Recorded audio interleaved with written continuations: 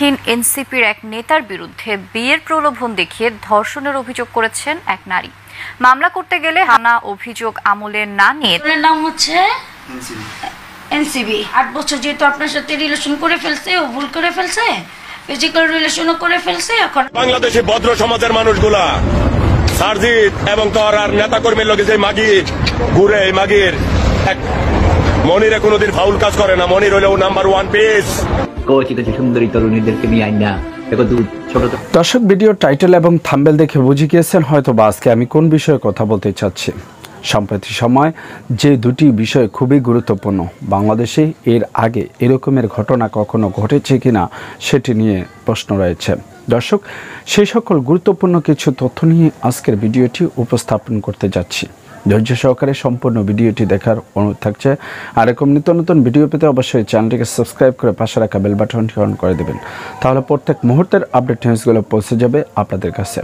তো দর্শক, কথা না বেড়ে চলুন আমরা একের পর এক গুরুত্বপূর্ণ বিস্তারিত ভিডিওটি দেখে আসি। আর ভিডিও সম্পর্কে আপনাদের যদি কোনো মতামত থাকে অবশ্যই জানাবেন কমেন্টস বক্সে। আর আমাদের চ্যানেল নতুন হয়ে থাকলে চ্যানেলটিকে সাবস্ক্রাইব করে দেবেন। তো চলুন দর্শক, একের পর এক আমরা ভিডিওটি দেখে থাকি। রাজধানীর হাজারীবাগ থানাধীন এনসিপির এক নেতার বিরুদ্ধে বিয়ের প্রলোভন দেখিয়ে ধর্ষণের অভিযোগ করেছেন এক নারী। মামলা করতে গেলে হাজারীবাগ থানা অভিযোগ আমলে না নিয়ে তাকে পাঠায় কামরাঙ্গীরচর থানায়। গভীর রাত পর্যন্ত অবস্থান করলেও কামরাঙ্গীরচর থানা মামলাটি নথিভুক্ত করেনি বলে অভিযোগ ভুক্তভোগীর। বাকিটা জানাচ্ছেন সোহেল সামি। জীবন অবাক না করলে কে করবে? 28% মিল্ক ফ্যাটের অবাক করার সাথে ফ্রেশ মিল্ক পাউডার। জীবন অবাক করুক প্রতিদিন। শাহাদাত রেহমান রোহান জাতীয় নাগরিক পার্টির হাজারীবাগ থানার সাংগঠনিক সম্পাদক।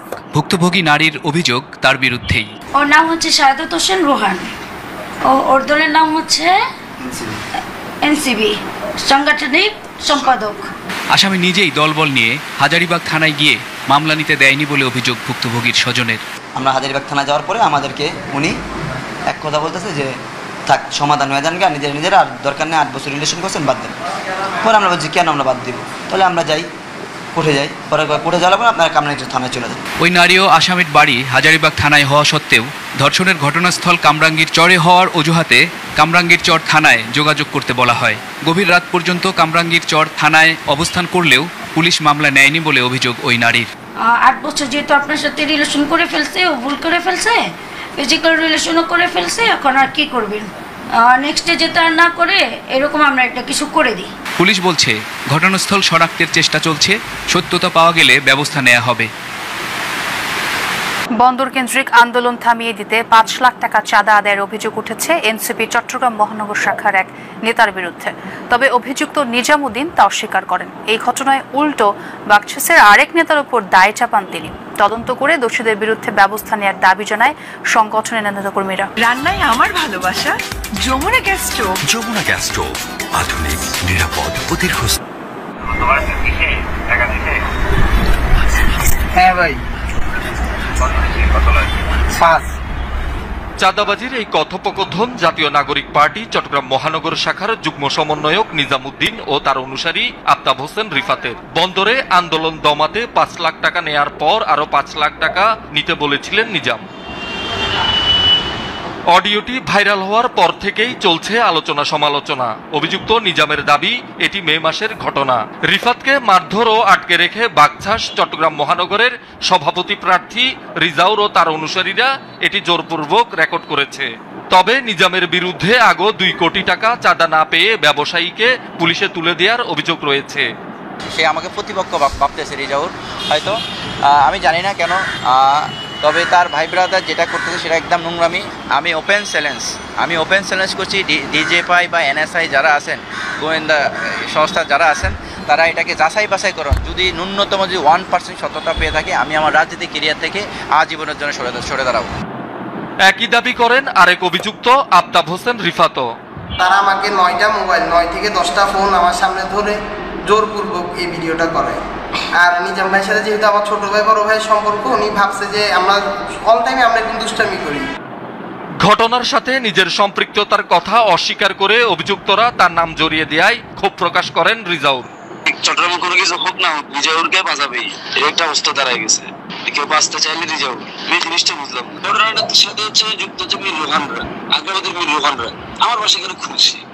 একের পর এক বাকছাস ও এনসিপি নেতাদের বিরুদ্ধে চাঁদাবাজির অভিযোগে ক্ষুব্ধ সংগঠনটির সাধারণ নেতাকর্মীরা। জড়িতদের বিরুদ্ধে ব্যবস্থা নেওয়ার দাবি তাদের। এবং ভিত্তিহীন নিউজ কিন্তু একবার বা দুইবার ছড়ানো যায়, কিন্তু বারবার যেগুলো আসতেছে সেগুলো কখনোই মিথ্যা বা ভিত্তিহীন হিসাবে আমরা দেখতে পারি না। দুজনের বিরুদ্ধে যেহেতু অভিযোগ এসেছে, আমরা জানি যা রটে তা কিছুটা হলেও বটে, অবশ্যই সেটি আমরা এড়িয়ে যেতে পারি না। ভাবেই অনিয়ম দুর্নীতি করে এরকম লোক আমরা চাইও না, তাদের পিছনে।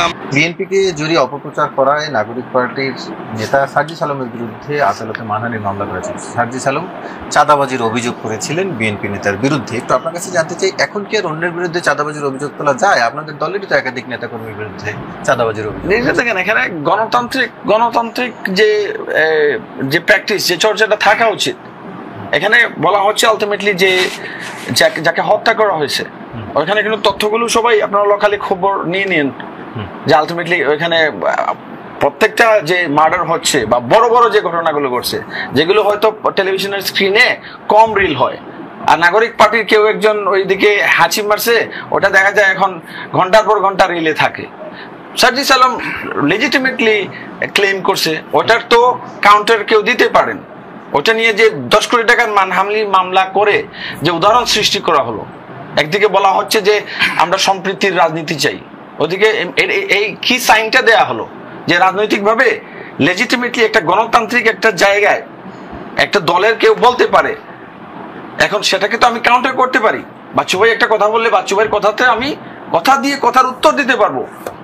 এখন তো কোর্ট তো একটা মিডিয়াম, যে 10 কোটি টাকা দিয়ে কি সার্জিস আলমের মুখ বন্ধ করে ফেলা যাবে বা অন্যান্য যে পন্থা করে, এটা তো আনডেমোক্রেটিক ও গণতান্ত্রিক আচরণ রাজনৈতিক প্র্যাকটিসে। যদিও তো উনি একজন প্রাইভেট ইন্ডিভিজুয়াল, একজন যদি সাধারণ নাগরিক যদি থাকতো যে উনি আহত হয়েছে একজন রাজনৈতিক নেতার এক বক্তব্যে, সে গিয়ে ক্ষতিপূরণ চাইতে পারে। দুঃখজনক হচ্ছে যে এখানে তো উনি তো বিএনপির একজন নেতা, হয়তো সেই হিসেবে মামলাটি করেছেন যে বিএনপির বিরুদ্ধে চাঁদাবাজির অভিযোগ করা হয়েছে। না, এখন চাঁদাবাজি আমাদের মনে করেন, আমরা স্পষ্ট আজকেও বলেছি, আমাদের যুব শক্তির মিটিং এ আমাদের নেতারা কমপ্লিট করেছে যে অনেকে আছে যারা যারা যারা দুশ্চরিত্রের বা যারা আলটিমেটলি আমাদের দলের প্ল্যাটফর্ম ব্যবহার করে চাঁদাবাজি করতে চায় বা ক্ষমতার অপব্যবহার করতে চায়। আমাদের জিরো টলারেন্স। আপনি শুধু একটা জিনিস বলি, আপনারা দেখেন ওটা আমাদেরকে কিভাবে ট্রিট করা হচ্ছে।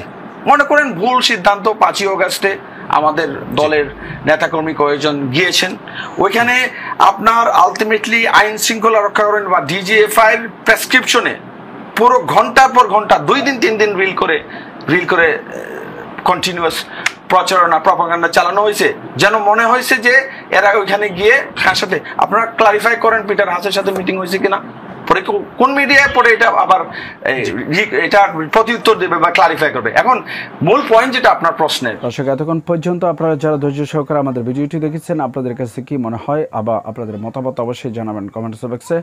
আজকের মতো এখানে বিদায় নিচ্ছি, দেখা হবে অন্য কোনো ভিডিওতে। ততক্ষণ পর্যন্ত সকলেই ভালো থাকুন, সুস্থ থাকুন, সকলের সুস্বাস্থ্য এবং দীর্ঘায়ু কামনা করে এখানকার মতো এখানে বিদায় নিচ্ছি। দেখা হবে অন্য কোনো ভিডিওতে। আসসালামু আলাইকুম ওয়া রাহমাতুল্লাহি ওয়া বারাকাতুহু।